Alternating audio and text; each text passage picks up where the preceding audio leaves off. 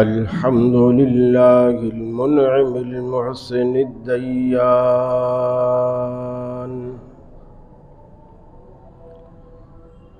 ذي الفضل والجود والإحسان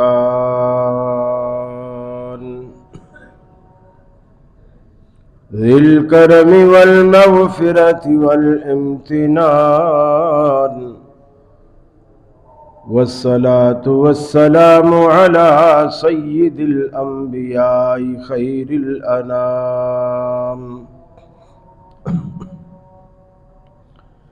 وعلى آله وأصحابه وأزواجه العظام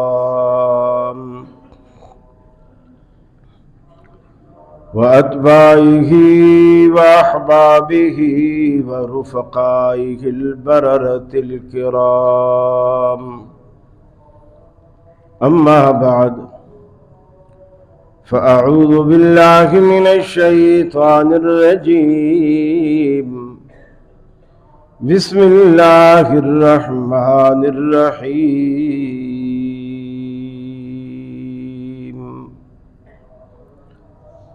ما آتاكم الرسول فخذوه وما نهاكم عنه فانتهوا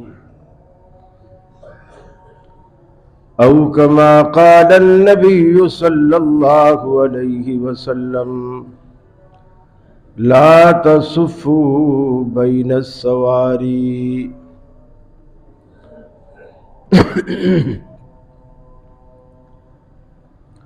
عزیز دوستوں، بزرگوں، میری مسلم ماؤں، بہنوں، بیٹیوں، احکام نماز سے متعلق آپ ایک سلسلے وار گفتگو سن رہے ہیں۔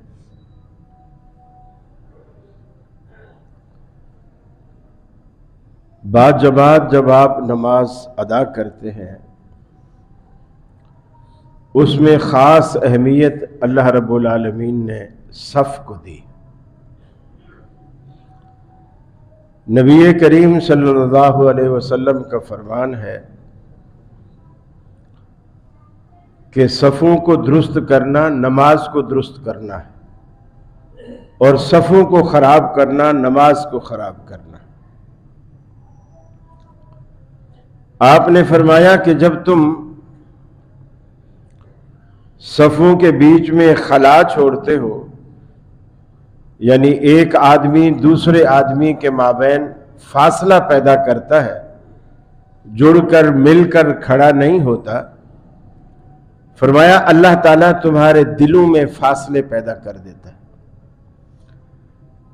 گویا جب اللہ تمہارے دلوں کے مابین فاصلے پیدا کرتا ہے، نتیجے میں تم ایک دوسرے سے دور ہو جاتے ہو، ایک دوسرے سے متنفر ہو جاتے ہو، وہ جو پیار اور محبت پیدا ہونا چاہیے تھا وہ نہیں ہو پاتا۔ پھر آپ نے فرمایا اگر تم صف کو ٹیڑھا کرتے ہو، اللہ تمہارے دلوں کو ٹیڑھا کر دیتا ہے۔ اگر تم صفوں کو سیدھا رکھتے ہو، اللہ تمہارے دلوں کو سیدھا رکھتا ہے۔ بظاہر ہمیں ایسا لگتا ہے کہ یہ کوئی معمولی باتیں ہیں۔ میں نے ابھی جمعہ کے حوالے سے جب فیس بک پہ پوسٹ لگائی، اشتہار کی، اس پہ میں نے عنوان بھی لکھ دیا کہ صف بندی۔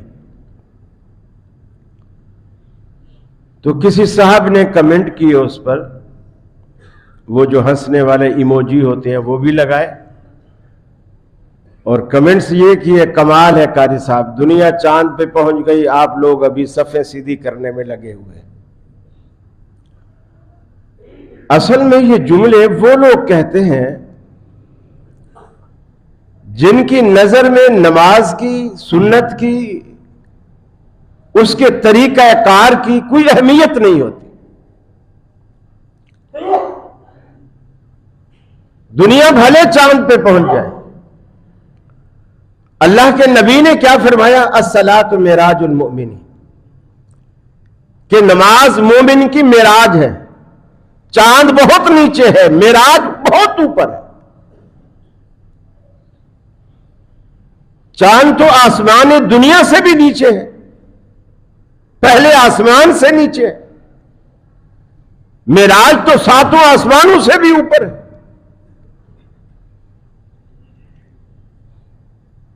اللہ تعالی ہمارے حال پہ رحم فرمائے۔ کچھ علماء نے سنتوں کو جو تقسیم کیا ہے نا، یہ صحابہ نے نہیں کیا، یہ علماء نے کیا ہے۔ یہ مؤکدہ ہے، یہ غیر مؤکدہ ہے۔ اس تقسیم نے لوگوں کو سنتوں سے بالکل دور کر دیا۔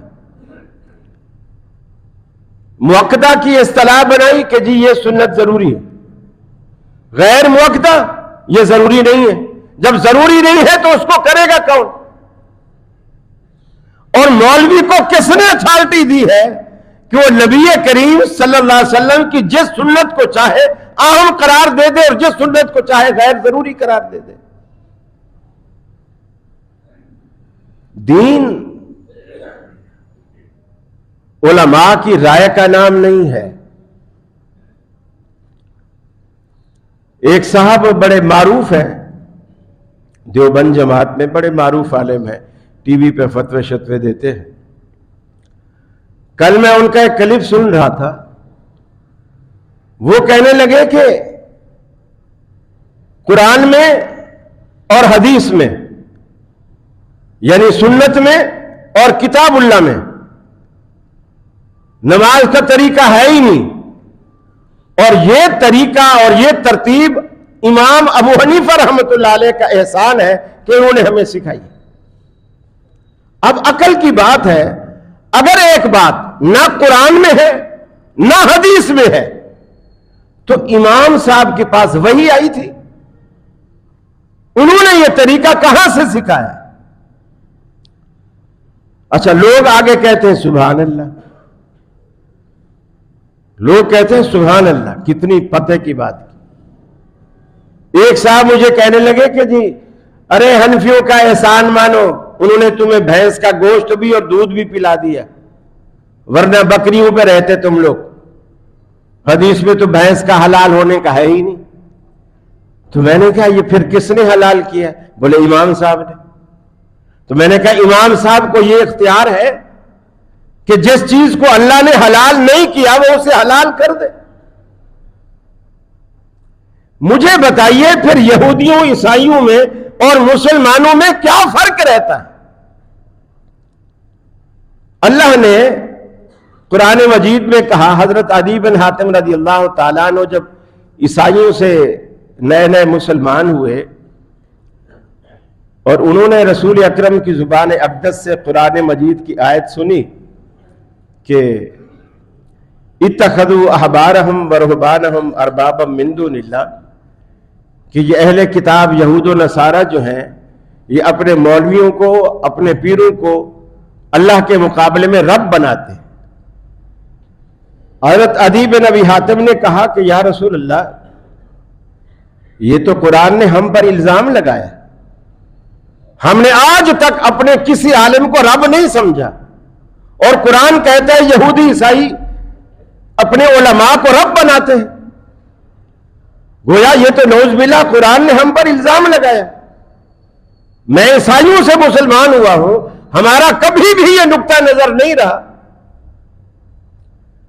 نبی کریم صلی اللہ علیہ وسلم نے فرمایا، عدی یہ بتاؤ کہ کیا اس چیز کو تم حلال نہیں کہتے تھے جس کو تمہارا مولوی حلال کہہ دیتا اگرچہ وہ حرام ہوتی؟ اس نے کہا ہاں یا رسول اللہ۔ فرمایا کیا اس چیز کو تم حلال نہیں کہتے تھے جس کو تمہارا مولوی حلال کہتا تھا اگرچہ وہ حرام ہوتی، اور اس چیز کو حرام نہیں کہتے تھے جس کو تمہارا مولوی حرام کہتا اگرچہ وہ حلال ہوتی؟ کہا ہاں یا رسول اللہ۔ آپ نے فرمایا یہی تو رب بنانا ہے، یہی تو رب بنانا ہے، اس لیے کہ شریعت ساز صرف اللہ ہے، شریعت سازی کا حق صرف اسی کو ہے۔ وہ جس چیز کو چاہے حلال کر دے، جس چیز کو چاہے حرام کر دے، یہ اختیار تو اللہ نے خود نبی مکرم صلی اللہ علیہ وسلم کو بھی عطا نہیں کیا۔ آپ نے بیویوں کی سازش پر ایک دفعہ کہہ دیا کہ میں آج کے بعد शहद नहीं खाऊंगा, और कसम खा ली मैं शहद नहीं खाऊंगा। शोकनों की साजबाज थी। अल्लाह ने फौरन जिब्रील को भेजा, और अल्फाज क्या है, लेमा तो हर्रिम मा अहल्लल्लाहु लक। ऐ हबीब, पहले तो हमें यह बताओ कि आपको हराम करने का इख्तियार किसने दिया है, जिस चीज को अल्लाह ने तेरे लिए हलाल किया है। अभी अल्लाह पूछ रहा है नबी से, लेमा तो हर्रिम, आप इसे कैसे हराम कर रहे हो शहद को अपने ऊपर, मा अहल्लल्लाहु लक, जो अल्लाह ने तेरे लिए हलाल की है। अल्लाह के हबीब ने कसम का कफारा दिया, शहद को इस्तेमाल किया। हलाल हराम का इख्तियार जब नबी के पास नहीं है, उम्मती के पास कहां से आ गए? यह सोचने की बात है। सुन्नतों की अहमियत को मत गिराइए।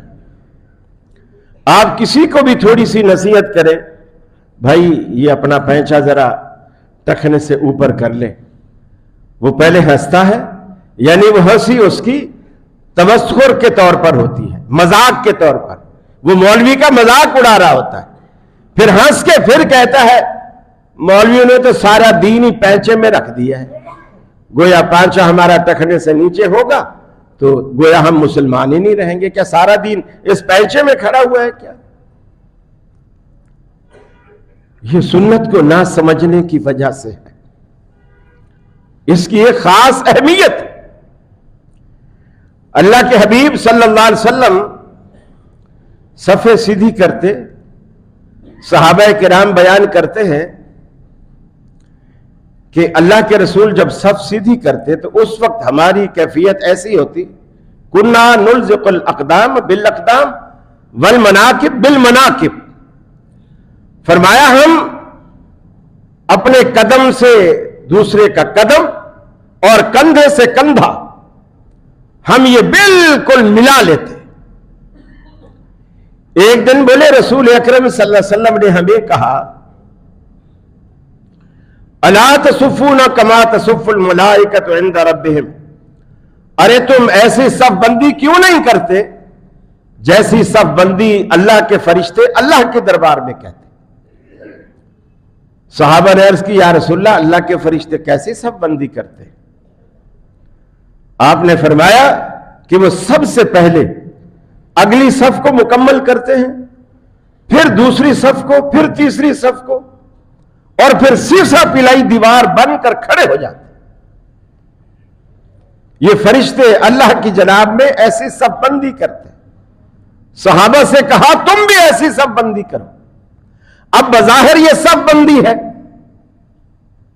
थोड़ा आगे भी हो जाए क्या फर्क पड़ता है, थोड़ा पीछे भी हो जाए क्या फर्क पड़ता है, थोड़ा 4 उंगली का 5 उंगली का 1 बालिश्त का बीच में फासला भी हो तो भैया क्या फर्क पड़ता है। अल्लाह के रसूल ने फरमाया कि इसके तुम्हारे मुआशरे पर असरात मुरत्तब होते हैं। इस फासले से तुम्हारे दिलों में दरारें आती हैं, तुम्हारे दिलों में फासले आते हैं। और यह मामूली बात नहीं है। और आज हम देख रहे हैं हमारी जो आपस में मोहब्बतें हैं सारी दुनिया को पता है। इसी तरह सलाम के बारे में आपने फरमाया, अफ़्सुस सलाम बैनकुम, सलाम को आपस में फैलाओ, इससे मोहब्बत बढ़ती है। हम क्या करते हैं, सिर्फ जान पहचान वाला, जिसको हम जानते हो वो हमें जानता हो, वो अगर सामने कहीं टकरा जाएगा तो हाँ भाई जुनैद भाई क्या हाल है, अस्सलाम वालेकुम, उसको सलाम भी करेंगे, खैर खुश भी करेंगे। और अगर नावाकिफ है, तू कौन मैं कौन, यूं सरे राह मुलाकात हुई है अक्सर, तुमने देखा भी नहीं हमने पुकारा भी नहीं, वो उस रुख हम इस रुख, कोई ताल्लुक और वास्ता नहीं। आपने फरमाया कि क़यामत से पहले लोग ऐसे आएंगे सिर्फ जान पहचान वाले को सलाम करेंगे। क्या आज वो कैफियत हमारी नहीं है? आज वो कैफियत हमारी है। गोया क़यामत की तकरीबन निशानियां पूरी हो चुकी, बस बड़ी बड़ी 2-4 निशानियां रह गई हैं, छोटी तो तकरीबन सारी निशानियां पूरी हो चुकी। नबी करीम सल्लल्लाहु अलैहि वसल्लम ने फरमाया بلکہ حدیث میں آتا ہے کہ رآ رسول اللہ صلی اللہ علیہ وسلم رجلا یصلی خلف الصف وحدہ، کہ اللہ کے رسول نے ایک شخص کو دیکھا، صف مکمل ہے، اس کو آگے جگہ نہیں ملی، پیچھے کھڑا ہو کے اکیلا۔ ہمارے ہاں بھی یہ رواج ہے، وہ کیا کرے گا کہ بھی امام ابھی جماعت کرا رہا ہے، وہ پیچھے آئے گا، پیچھے دیکھے گا وضو خانے پہ 2-3 بندے وضو کر رہے ہیں، وہ دل میں سوچتا ہے کہ چلو وہ وضو کر لیں گے، میری رکعت تو نہ رہے نا، ابھی امام قرات کے بعد رکوع میں چلا جائے گا، میری رکعت رہ جائے گی، جب تک وہ وضو کرنے والے بھی آ جائیں گے، جب تک وہ شامل ہو جاتا ہے۔ حدیث میں آتا ہے رآ رسول اللہ صلی اللہ علیہ وسلم رجلا، اللہ کے رسول نے ایک آدمی کو دیکھا، یصلی خلف الصف وحدہ، صف کے پیچھے اکیلے نماز پڑھ رہا، اس کے دائیں بائیں کوئی نہیں، اگلی صف مکمل ہے، وہ پیچھے کھڑا ہوا ہے اور اکیلے پڑھ رہا۔ فَأَمَرَهُ أَن يُعِيدَ الصَّلَاةَ، اللہ کے رسول نے اسے حکم کیا کہ اپنی نماز کو دوبارہ پڑھ، تیری نماز نہیں۔ یہ معمولی بات ہے، تیری نماز نہیں ہوئی، اپنی نماز دوبارہ پڑھ۔ فَأَمَرَهُ أَن يُعِيدَ الصَّلَاةَ، اللہ کے رسول نے حکم کیا کہ اپنی نماز کو لوٹائے، دوبارہ پڑھ۔ اب کچھ لوگ کہتے ہیں جی کیا کریں؟ دیکھیے، ایک جو روایات آتی ہے کہ اگر صف مکمل ہو تو آگے سے ایک بندے کو کھینچ لو، یعنی پیچھے کھینچ لو، یہ روایت محدثین کے اصول کے مطابق ضعیف ہے، اسے سبھی ضعیف کہتے ہیں۔ اور جب بھی ہم کسی کو کہتے ہیں کہ میاں آگے سے کسی کو کھینچ لو، چونکہ یہ روایت تو صحیح ہے نا کہ اکیلے بندے کی نماز نہیں ہوتی، یہ روایت بھی صحیح، اور یہ روایت بھی صحیح کہ اللہ کے رسول نے فرمایا جب تم مسجد میں آؤ، امام کو جس حال میں پاؤ، وہ قیام میں ہے، رکوع میں ہے، سجدے میں ہے، قعدے میں ہے، جس حال میں تم امام کو پاؤ اسی حال میں شریک ہو جاؤ۔ گویا ہمیں وضو والے کا انتظار بھی نہیں کرنا، اسی حال میں شریک ہونا۔ اور اس حال میں شریک ہونے کا مطلب یہ ہے، کچھ لوگ کیا کرتے ہیں، مثلا امام سجدے میں ہے، وہ اللہ اکبر کریں گے، چند سیکنڈ کے لیے ہاتھ باندھیں گے، پھر رکوع میں جائیں گے، پھر رکوع سے اٹھیں گے، پھر سجدے میں جائیں گے۔ یہ طریقہ سراسر سنت کے خلاف۔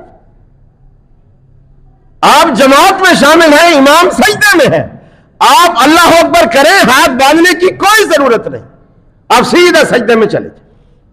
امام رکوع میں ہے، آپ اللہ اکبر کریں، سیدھا رکوع میں چلے جائیں۔ امام التحیات میں ہے، آپ اللہ اکبر کریں اور سیدھا التحیات میں چلے جائیں۔ وہ رکعت تو آپ کی ہوئی نہیں، چاہے اب آپ قیام کریں، رکوع کریں، پھر سجدے میں جائیں، وہ رکعت آپ کی نہیں ہے، یہ رکعت آپ نے پڑھنی ہے۔ پھر اللہ کے رسول کا جو یہ فرمان ہے، جس حال میں، یعنی جس حالت میں تم امام کو پاؤ اسی حالت میں شریک ہو جاؤ، تو یہ اس کے بھی خلاف ہے۔ امام سجدے میں ہے، آپ قیام میں کھڑے ہوئے، امام سجدے میں آپ رکوع کر رہے ہیں، امام سجدے میں آپ قومے میں کھڑے ہوئے، یہ تو صریحاً نبی کریم صلی اللہ علیہ وسلم کے فرمان کے بالکل خلاف ہے۔ اب اللہ کے رسول نے فرمایا کہ جب دو آدمی آپس میں نماز پڑھیں، دو آدمی، تو ان میں ایک امام ہوگا اور ایک مقتدی ہوگا۔ امام جو ہے وہ مقتدی کے بائیں طرف کھڑا ہو اور مقتدی جو ہے وہ امام کے دائیں طرف کھڑا ہو۔ مثلا یہاں قبلت کی طرف ہمارے یہ ڈاکٹر صاحب کھڑے ہوئے، یہ امام بن گئے۔ اب جو مقتدی بنے گا، ان کو امام بنائے گا، وہ ان کے دائیں طرف آ کے کھڑا ہوگا، وہ ان کے دائیں طرف کھڑا ہوگا۔ اب کسی بھی عالم سے پوچھیے، جو یہ کہتے ہیں نا یہ روایت ضعیف ہے، میں بھی کہتا ہوں ضعیف ہے، کسی بھی عالم سے پوچھیے کہ جب دو بندے جماعت کرا رہے ہوں اور کھڑے ہوئے بھی پہلی صف میں ہوں، آگے دیوار ہو، امام کے آگے جانے کا راستہ بھی نہ ہو، یعنی محراب سے ادھر ہے یا ادھر ہے، آگے دیوار ہے، تیسرا آدمی آیا، دو تو یہ ہے، ایک امام ہے ایک مقتدی ہے، تیسرا آدمی آیا، وہ کیا کرے گا؟ یہ روایت صحیح ہے، وہ کیا کرے گا؟ اب وہ مولوی صاحب کہیں گے جی مقتدی کو پیچھے کریں، مقتدی کو پیچھے کریں۔ کیوں پیچھے کرے؟ مقتدی کو پیچھے کرے، کیا اس پر اس بات کو قیاس نہیں کیا جا سکتا کہ اکیلے آدمی کی نماز نہیں ہوتی، وہ آگے کسی کو پیچھے کرے؟ پھر نبی کریم صلی اللہ علیہ وسلم نے نماز کی حالت میں، آپ تہجد کا وقت تھا، آپ تہجد کے لیے اٹھے، پانی کا مشکیزہ لٹکا ہوا تھا، آپ نے وہاں سے وضو کیا کھڑے کھڑے۔ اس سے یہ بھی ظاہر ہوا کہ اگر بیسن پہ کوئی وضو کرتا ہے تو چلے گا، چونکہ اللہ کے رسول نے لٹکے ہوئے مشکیزے کا تھوڑا منہ کھول کر نیچے کوئی ایسی چیز رکھ کر کے چھینٹے بھی نہ پڑے، آپ نے کھڑے کھڑے وضو کیا۔ آپ وضو کر کے آپ تہجد پڑھنے لگے، آپ اکیلے تھے، آپ کے ساتھ کوئی آدمی نہیں۔ حضرت انس کہتے ہیں میں بھی آپ کے گھر میں ٹھہرا ہوا تھا، میں نے جب دیکھا تو مجھے اچھا نہیں لگا کہ اللہ کے رسول نماز پڑھ رہے ہیں اور میں سویا رہوں، میں بھی اٹھا، میں نے وضو کیا اور میں آپ کے بائیں طرف آ کے کھڑا ہو گیا، یعنی اس طرف، امام جو یوں کھڑا ہوا تھا وہ اس طرف آ کے کھڑا ہو گیا، اس طرف جس طرف امام کھڑا ہوتا ہے۔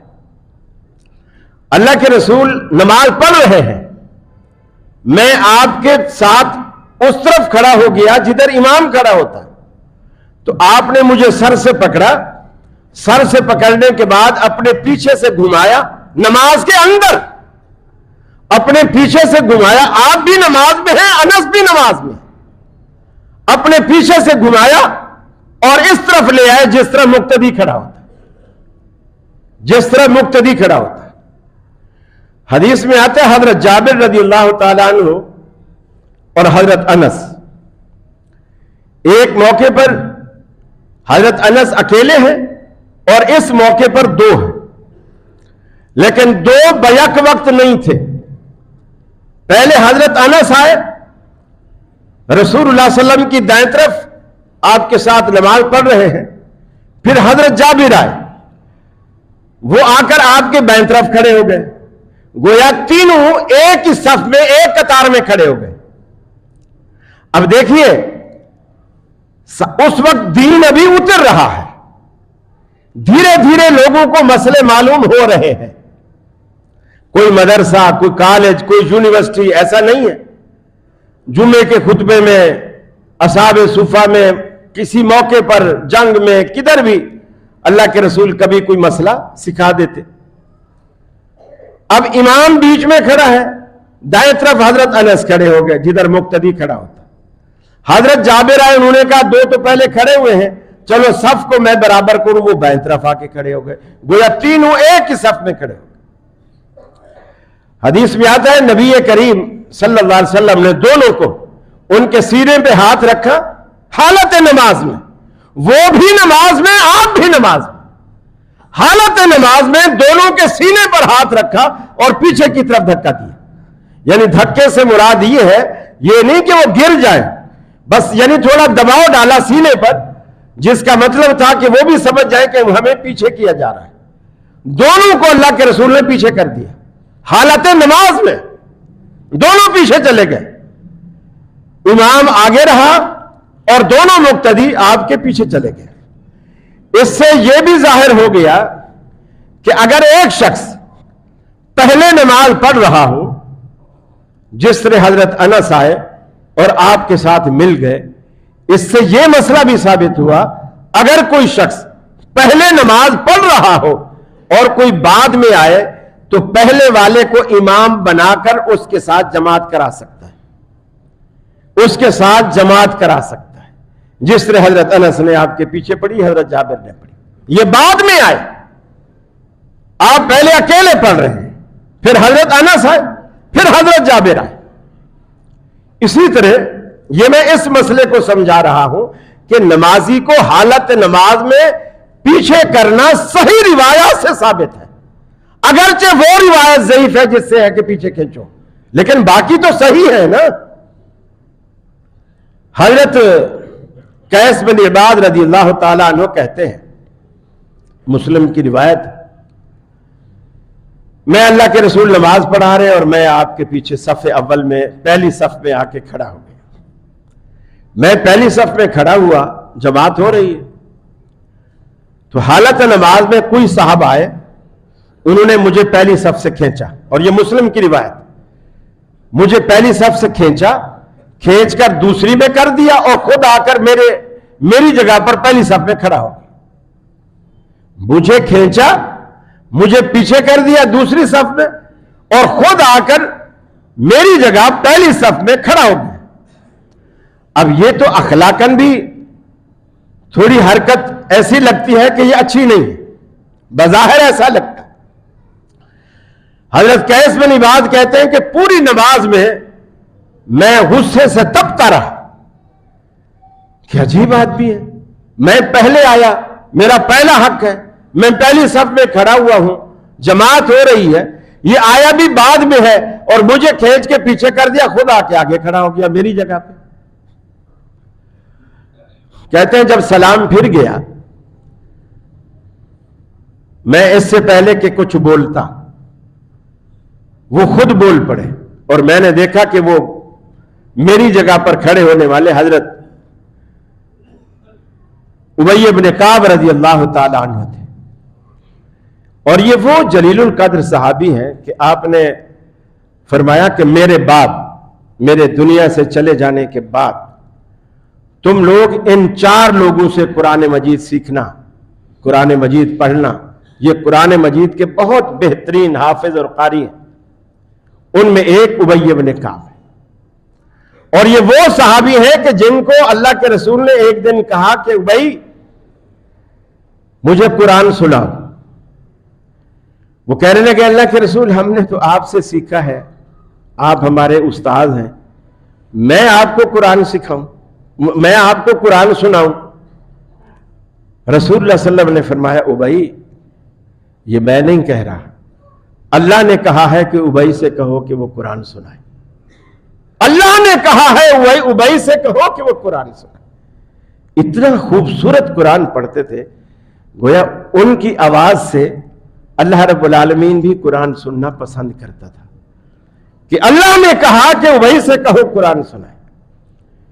اب اس شخص سے جس کو آپ نے پیچھے کیا تھا، حضرت ابی ابن کعب مخاطب ہوئے، کہنے لگے میں تیرے غصے کو اور اس کو میں سمجھتا ہوں، جانتا ہوں، اور تجھے یقیناً برا لگا ہوگا میں نے جو حرکت کی ہے، لیکن رسول اکرم صلی اللہ علیہ وسلم کا فرمان ہے کہ میرے پیچھے نماز کے اندر میرے پیچھے اور میرے قریب جو بڑے بڑے جلیل القدر صحابی ہیں ان کو میرے پیچھے کھڑا ہونا چاہیے. میں نے رسول اللہ صلی اللہ علیہ وسلم کے اس فرمان کی روشنی میں تجھے پیچھے کیا، چونکہ تو تھوڑا کم عمر تھا اور ہم بڑے بوڑھوں میں شمار ہوتے ہیں، اور پھر صحابہ کرام کی نظر میں علم و فضل والے بھی تھے، تو اس لیے میں نے تجھے پیچھے کر کے میں آگے کھڑا ہوا. مقصد یہ ہے کہ حالت نماز میں، یہ بھی روایت مسلم کی روایت کہ اس کو پیچھے کیا اور خود اس کی جگہ کھڑے ہو گئے. یہ تو اس سے بھی برا ہے کہ آپ اس کو پیچھے کریں اور خود اس کے ساتھ کھڑے ہو جائیں. اس سے تو یہ کہیں برا ہے کہ آپ اس کو پیچھے کریں اور خود اس کی جگہ کھڑے ہو جائیں اور اس کو پیچھے دوسری صف میں چھوڑ دیں. تو بہرحال اکیلے بندے کی نماز نہیں ہوتی. ان جو 2-4 روایات پیچھے کرنے کی، یہ جو صحیح ترین روایات، اس سے یہی استنباط اور استدلال ہوتا ہے کہ آپ جب آئیں اور صف پوری ہو اور کوئی بندہ آپ کے ساتھ کھڑا ہونے والا نہ ہو تو آپ آگے سے کسی بندے کو لیں اور خود اس کے ساتھ کھڑے ہو جائیں. اس کی جگہ نہ لیں، اس کے ساتھ کھڑے ہو جائیں. اور جو دائیں اور بائیں والے ہیں یہ صف کو امام کی طرف ملائیں، امام کی طرف ملائیں. مثلا اگر بندہ بالکل مسلح کے پیچھے سے کھینچا گیا ہے تو اب خلا مسلح کے پیچھے ہوگا، تو ادھر والے تھوڑے ادھر سرکے اور ادھر والے تھوڑے سے ادھر سرکے اور اس خلا کو پورا کریں۔ اور اگر کسی نے وہاں سے کھینچا ہے تو پھر صرف ادھر والے ادھر آئیں گے، ادھر والے ادھر نہیں جائیں گے۔ اگر کسی نے وہاں سے کھینچا ہے تو ادھر والے ادھر آئیں گے امام کی طرف، لیکن ادھر والے اس طرف نہیں جائیں گے۔ یہ چھوٹے چھوٹے مسائل ہیں جو نبی رحمت صلی اللہ علیہ وسلم نے صحابہ کرام کو اس کی تعلیم دی۔ پھر آپ نے فرمایا اللہ رب العالمین صف اول پر رحمت نازل کرتا ہے، پھر دوبارہ فرمایا اللہ تعالیٰ صف اول پر رحمت نازل کرتا ہے، پھر تیسری دفعہ فرمایا دوسری پر بھی، یعنی 2 دفعہ پہلے فرمایا کہ پہلی صف والوں پر اللہ کی رحمت برستی ہے، تیسری دفعہ فرمایا کہ دوسری صف والوں پر بھی۔ گویا آپ نے صحابہ کرام کو اس بات کا درس دیا کہ تم کوشش کرو کہ پہلی صف میں کھڑے ہو۔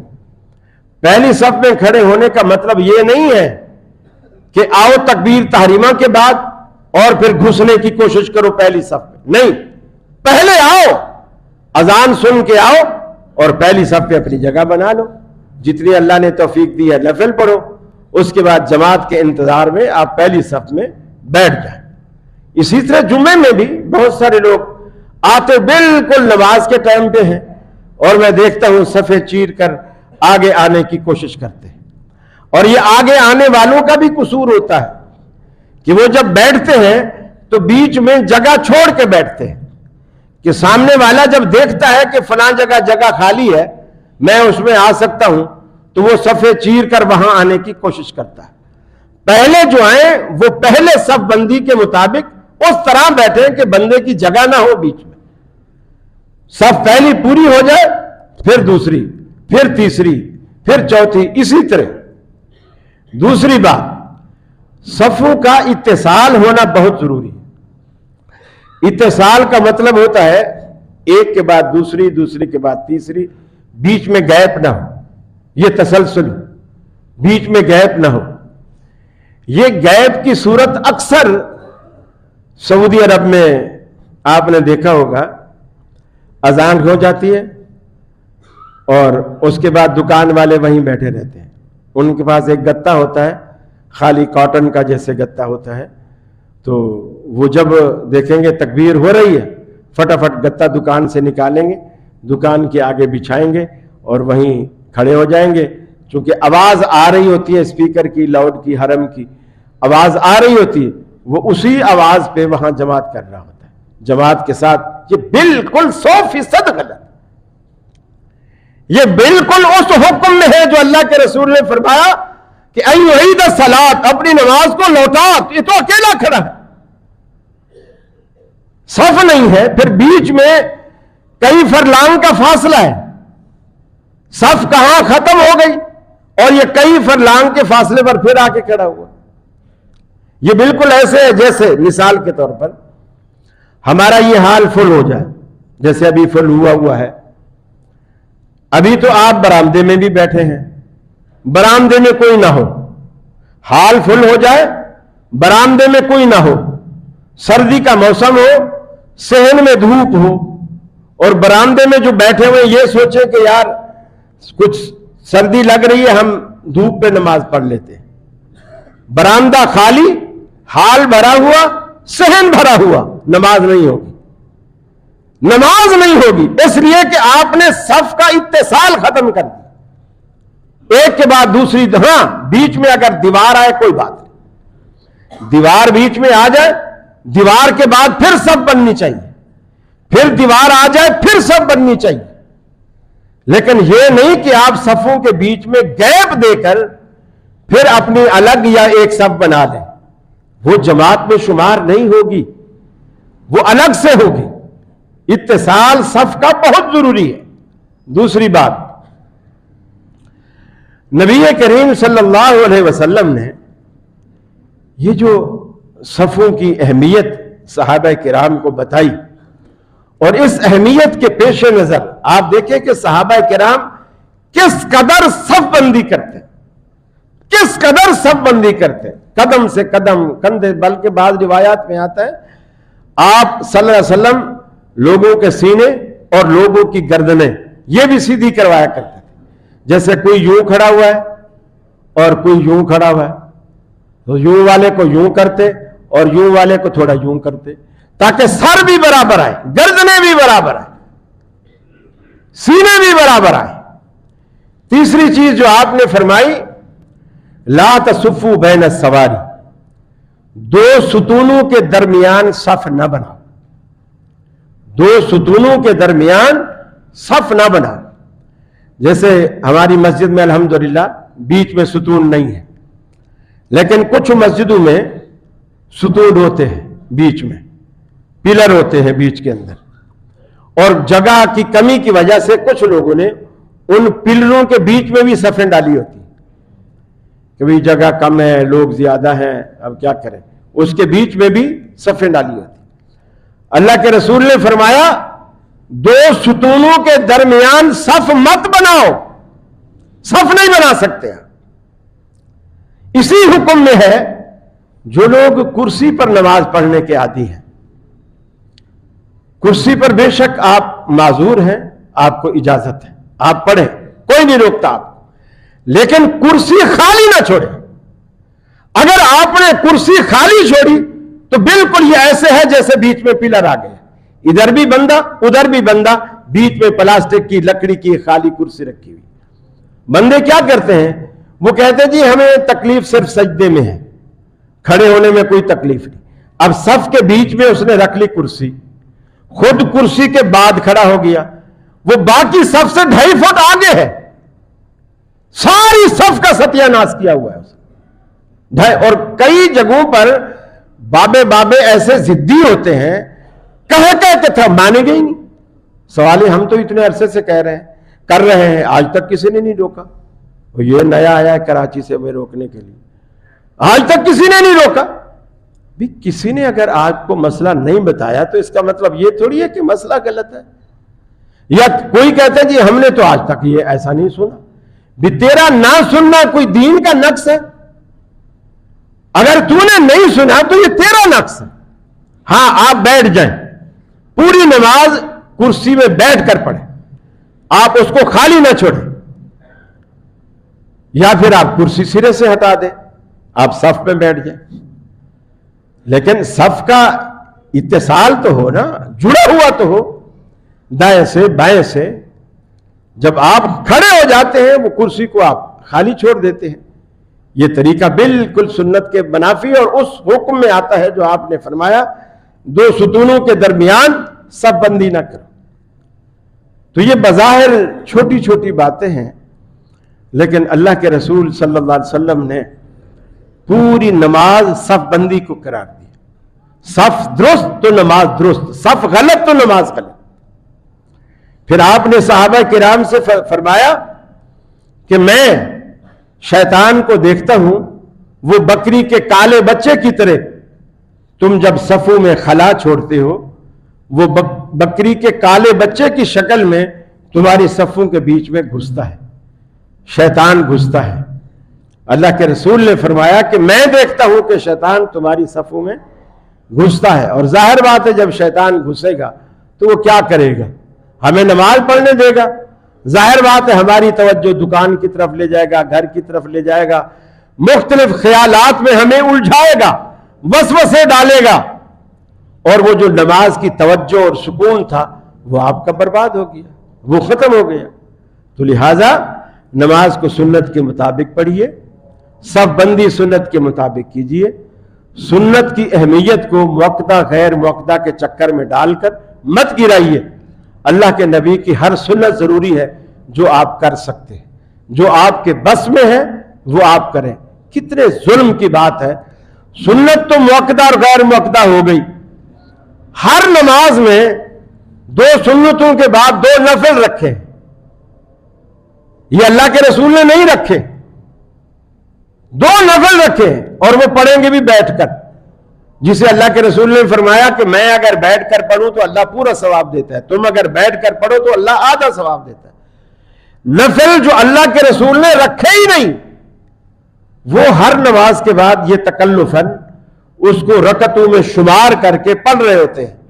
اور جو اللہ کے رسول کی سنتیں ہیں یہ غیر موقتہ، اسے چھوڑ دو.